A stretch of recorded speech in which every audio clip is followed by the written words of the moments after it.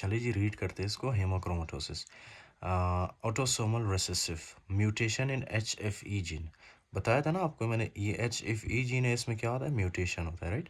Located on chromosome number 6। ये H F E gene कहाँ पे होता है, क्रोमोसोम नंबर 6 पे। ओके, ये आपने याद रख रहा, chromosome number 6। Okay, leads to abnormal low hepcidin production. जब ये एच एफ ई काम नहीं करता, इसमें म्यूटेशन होती है, तो हेप्सिडीन कम प्रोड्यूस होता है, right. Increase intestinal iron absorption, या तो फिर क्या होता है, कभी कभी आप ज़्यादा फॉर एग्जांपल फूड खाते हो और ज़्यादा फूड खाने की वजह से ज़्यादा आयरन एब्जॉर्ब होता है, राइट। ज़्यादा आयरन एब्जॉर्ब होने की वजह से आयरन की कंसंट्रेशन बॉडी के अंदर ज़्यादा होती है। Iron overload can also be secondary to chronic transfusion therapy. बताया था ना आपको, जब फॉर एग्जांपल आप ब्लड चढ़ाते हो, राइट, ब्लड के अंदर क्या होता है, आयरन। तो उस वजह से भी, ब्लड ट्रांसफ्यूजन की वजह से भी आयरन की कंसंट्रेशन ज़्यादा हो सकती है। Okay, especially in cases of like beta thalassemia major में। ओके, बीटा थैलेसीमिया मेजर को मैंने बहुत ही डिटेल में हेमाटोलॉजी के लेक्चर्स में एक्सप्लेन किया, राइट, स्टेप 2 में। You can check there. अच्छा, iron accumulates especially in liver. अब ये जो आयरन है, राइट, ये आयरन या तो फिर फॉर एग्जांपल ये लिवर में एक्यूमुलेट होना स्टार्ट कर देता है। ओके, या तो फिर इसका लोकेशन है या टारगेट है pancreas. Okay, I explain to you, ये आयरन पैनक्रियास में भी डिपॉजिट हो सकता है, राइट।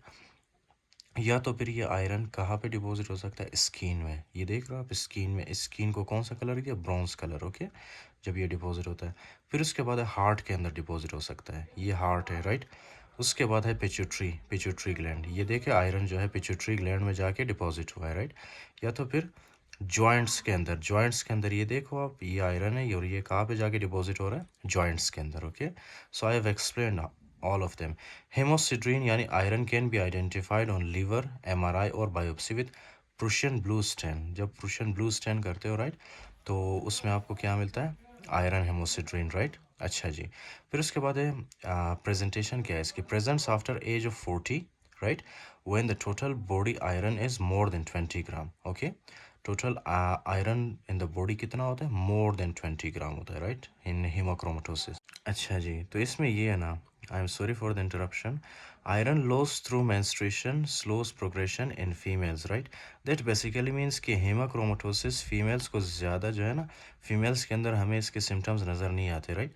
क्यों नज़र नहीं आते, क्योंकि जब फीमेल्स में मेंस्ट्रुएशन होती है, राइट, मेंस्ट्रुएशन के दौरान जो है फीमेल की बॉडी से जो है आयरन लॉस होता है, राइट, आयरन लॉस होता है, राइट। अच्छा जी, लेकिन अगर मेल के केस में देखा जाए तो मेल के केस में ऐसा कोई भी मैकेनिज्म नहीं है जिससे आयरन लॉस हो हमारे बॉडी से, राइट। तो इसलिए हमें जो है मेल के अंदर सिम्टम्स ज़्यादा नज़र आएंगे, राइट। एविडेंट सिम्टम्स हमें मेल में नज़र आएंगे। ओके, उसके बाद एक classic triad of cirrhosis, diabetes mellitus and skin pigmentation. Skin pigmentation में क्या होती है, ब्रोंज डायबिटीज़। ओके, अच्छा, ब्रोंज कलर की स्किन होता है, राइट, उसके साथ जो है डायबिटीज़ होता है पेशेंट को। ओके, ये मैं आपको क्यों बता रहा हूँ, when I was actually studying the case study from the USMLE book, USMLE step 1, उसमें ये बताया गया था कि पेशेंट है, उसका स्किन है ब्रॉन्ज कलर का, राइट। उसके अलावा उसके बॉडी में जो है आयरन ओवरलोड है, राइट। इस तरह से कुछ केस आया था। तो ये ब्रॉन्ज जैसे ही आपको दिखे ना, ब्रॉन्ज कलर स्किन, आपके माइंड में एक चीज़ आना चाहिए कि वो हीमोक्रोमेटोसिस का केस हो सकता है, राइट।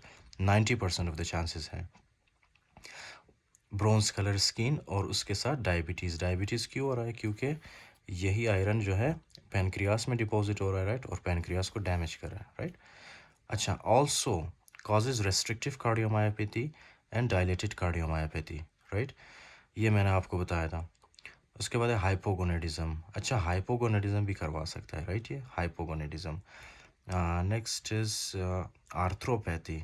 आर्थ्रोपैथी क्यों करवाता है ये, आर्थ्रोपैथी का मतलब ये है ना कि जब ये आयरन जॉइंट्स में डिपॉजिट हो रहा है, so that will lead to arthropathy. Okay, specially metacarpophalangeal joints, right. कौन से जॉइंट्स होते हैं इसमें, मेटाकार्पोफेलेंजियल जॉइंट्स। ओके, आपके मेटाकार्पोफेलेंजियल जॉइंट्स होते हैं इसमें। अच्छा जी, फिर नेक्स्ट है hepatocellular carcinoma is common cause of death.